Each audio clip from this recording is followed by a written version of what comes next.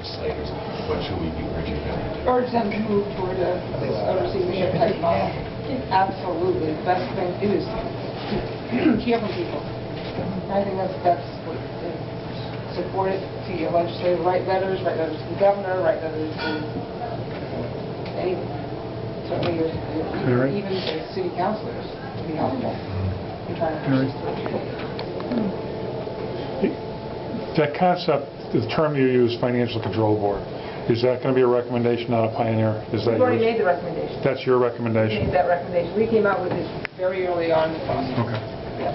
And I work in politics, and what Mary said about, you know, writing Charlie, writing your state legislator, we were working with a state rep candidate, and actually he was a sitting state rep, and he said, "Oh, I just can't believe how much mail and email I've gotten on this issue."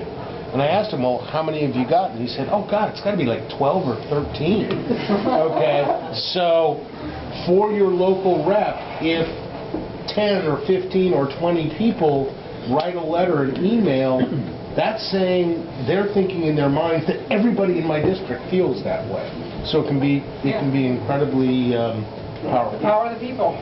Right? Can I ask just one question about are you familiar with the Reason Foundation study on our highway transportation Yeah, I have to look costs? at their numbers. I remember they did a study that when I was on the Turnpike Board, I remember disagreeing with one of their numbers and thinking that, and I've heard about this study, but I want to take another look, and that's on my to-do list to look at. Okay, because I mean I can understand that it costs us more to take care of our highways than Florida. They don't have a lot of potholes. They have sinkholes. But the management cost per mile, per lane mile in Massachusetts was $85,000 against a national average of about $10,000. Yeah, I remember the issue now. I just want to see what they include in those costs. Okay. Because I thought there were some operating costs, other types of costs that they included as overhead, but it wasn't overhead in my mind. So I have to look at that again. Okay. Val. Gentlemen. Yeah, actually, just a comment quick on that. The Reason Foundation is actually doing music, so I think they're in the 20 or 21st year of it. And they do break it down by various areas, administrative costs, maintenance costs, etc. So take a look at the study. I will. It's pretty incredible. Quick question, though. You were mentioning that the Pennsylvania Turnpike or Mass Transit was looking at Massachusetts as a comparison, or I'm assuming what not to do. Is there any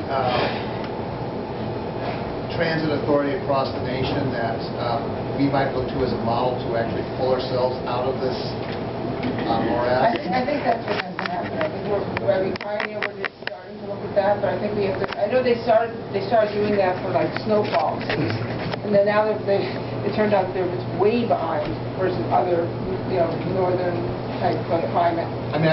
So we have to borrow the best. I understand our former, head of the MBTA was going across the country extensively, trying to do all this research. And he never returned. No, he never returned. Okay, just two things. Speaking of the former or the current, I guess, MBTA GM, Bev Scott, don't you think it was kind of still a red flag when the MBTA, the board hired her when she was making over $600,000 in Atlanta, and then she took basically a $300,000 pay cut to come to Boston with an aging system, larger issues here, and they really, it didn't seem like they did their background. They might not have done all that they could have done, but I've talked to some people that worked at T, and they kind of liked her, thought she was good. The situation with the T, though, was just like, it's just been building. But then there was like the investigation for mismanagement back in Atlanta, and they didn't really look into that, and it was kind of a weird thing. And the other thing is like the growing issue with the pension. That's a huge issue. I mean, it's partly the blame on legislators, but also I think on union leaders as well. I mean, when they come in with a lot of pressure and they try and bully the government into, paying ridiculous amounts into either the pension, the benefits, and all of that. At some point, like, it might almost be more efficient to just have the unions take on like the benefits, the pension, and manage it in a private way. I mean, if you're going to keep demanding that much, at least put the responsibility on them. I mean, the whole T retirement board is another story. Right. They've had their challenges. Did they ever find the 25 million that went missing? The hedge fund. That's gone. So, no, there's definitely issues. Do we really understand the politics of the T, how it's really run? I mean, my wife is involved in the T a lot in the advocacy agency she works in, and it strikes me as very mysterious. And I'll give you an example of the politics of it. The last T manager that predates the Patrick administration was Grabowskis, who was there when Patrick entered office. And he was there for a while, and nobody complained about him. And he had a good reputation at the RMV before that. And then one day, they decided they wanted to get rid of him. It was never explained why. And you started to read the newspaper articles. They were leaking damaging stories to the press about them. They were actually quite minor offenses, but there was a campaign to get rid of him. And Grabowskis knew he hadn't done anything particularly wrong, and so he stood his ground. And in the end, they fired him and ate his contract. They had to pay him full salary to the end of his contract. There were Democratic politicians up in Beacon Hill who didn't understand what was going on with this. So the mash in the next guy in. Who's the next guy in? You maybe have heard of the guy, Davey, all right, who is now on the Olympic Committee. He is now? He's on the Olympic Committee. No, David Buskis. Hawaii. Yeah, yeah. The Department of Transportation. Well, because he stood his... With all his perks, it's close to like $900,000. Yeah, he fell on his feet, but that's because they didn't have anything on him. And so they were willing to pay his salary just to get control. So no, why were they so hot to spend all that money just to get control? I don't know. The soft takeover, if you would that eliminate jobs, and would it have union issues like you can't believe? Would it be I think with the soft receivership, what they would have to have along with it is, the T was back in 1980, they were having some problems, and the legislature said that we didn't have that. Back in like the 1980s, or 1980, the legislature actually granted the T more management rights to determine shifts, to determine who gets overtime. I understand that's true, the shifts. That's the whole thing. And this new board, we have to have those same rights to be able to adjust, the work rules so they can be more efficient. Would the number of workers shrink? Possible. Well, it would be good. I think the only way to control the cost would be to somehow deal with the compensation issues. As I said, compensation has doubled since 2001, and they've hired 900 workers since 2012. The question is, are they in mission-critical places, or are they just doing something that's not really needed? No. So I think it takes like a finance control board to bring in someone that can interview and know exactly what these positions are. Are they needed for the mission of the T, or are they not? And keep the ones that are needed for the mission of the T. But there's all these extraneous positions that were developed for whatever reason, and those have to be... Well, I thought it was reported that Scott hired like 200 people more in her department at big salaries. So those would be good places to look, I would think. Isn't the maintenance department, though, full of basically political appointees? The average salary is something like $90,000 a year. And I was listening to somebody, and it was a while ago, it may have been Greg Sullivan or someone else on Dan Ray's show, who said that, does this ring a bell, that on average there is one maintenance mechanic for every single bus in the system, and that's like that, one in each shift. So there are counting 3 shifts, maintenance people per bus in the system. Does that sound? It sounds very familiar. How much of that to be outsourced? How much can be outsourced so you don't have to... So you have the cost to fix the equipment, but you don't have all the retirement costs, healthcare costs. Take bids on it. Take bids, competitive bids. Bids for the work. You want the And that's why Pacheco has to be changed. Why do all of you hate the middle class? I don't hate the middle class. I want the private enterprise to take care of I'm it. not sure.